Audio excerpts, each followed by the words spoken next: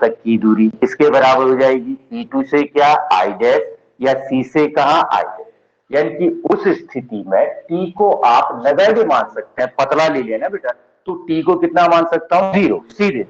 तो V dash minus T को लगभग बराबर लिखा जा सकता है किसके, V डैश के। ठीक है, तो इसलिए इस समीकरण में रखो तो कितना हो गया, N1 over V minus N2 over कितना V डैश बराबर N1 माइनस N2 अपॉन कितना R।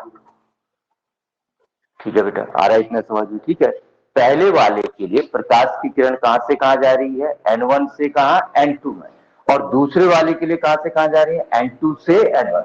ध्यान ये देना है, जब दूसरे पृष्ठ के लिए निकालोगी तो दूसरे पहले पृष्ठ द्वारा जो प्रतिबिंब बना होगा वो दूसरे पृष्ठ के लिए किसकी तरह काम करेगा, वस्तु की तरह। अब समीकरण 1 और समीकरण 2 को जोड़ देते हैं, दोनों को जोड़ देते हैं, समीकरण 1 और इसको जोड़ दिया समीकरण 2, जोड़े इन दोनों को। तो देखो बेटा N2 ओवर V डैश और N2 ओवर V डैश, तो क्या हो गया आपस में कैंसिल, ये माइनस में ये प्लस में, ये बच गया कितना N1 over V minus N1 over V minus कितना N1 over U, N1 upon R1 plus कितना N1 माइनस 2 अपॉन कितना R2। थोड़ा सॉल्व करते हैं बेटा, यहां से N1 कॉमन ले लेता हूं। ठीक है, 1 over V minus 1 over U बराबर N2 minus N1 upon R।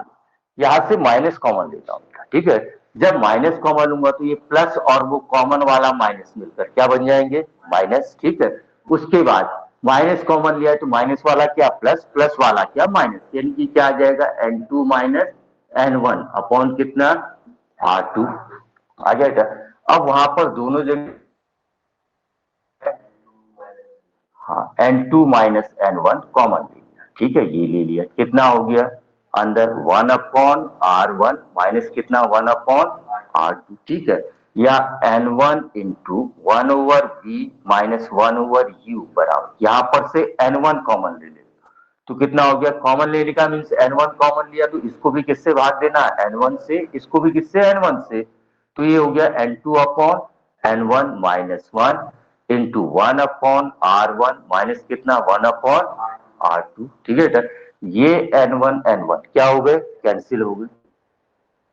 क्या आ गया बेटा, N1 कैंसिल हो गए, यहां बच गया 1 over V minus 1 over U बराबर कितना N2 over N1 minus 1 into कितना 1 upon R1 minus 1 upon R2।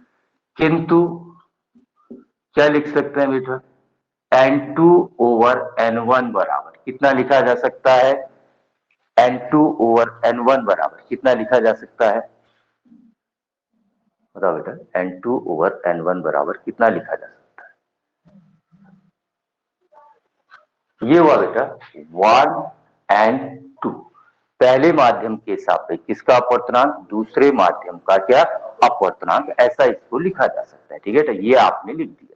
अच्छा बेटा, या इसको लिख देता हूं कितना N। ठीक है, केवल क्या हो गया N, Y के सापेक्ष कांच का अपवर्तनांक, Y से कांच में जा रही, इसलिए क्या आ गया आपके पास 1 over V minus 1 over U बराबर N माइनस 1 इंटू कितना 1 अपॉन R1 कितना R2। ठीक है इतना।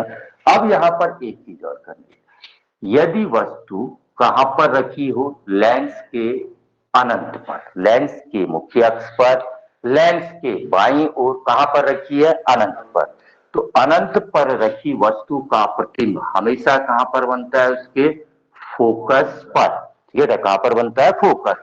तो U बराबर इनफाइनाइट इंफिनिटी, तो प्रतिबिंब कहां पर, फोकस पर, इसलिए यहां पर रख दू तो 1 ओवर V की जगह कितना 1 over F minus 1 over infinity equal to N minus 1 into 1 upon R1 minus कितना 1 अपॉन R2।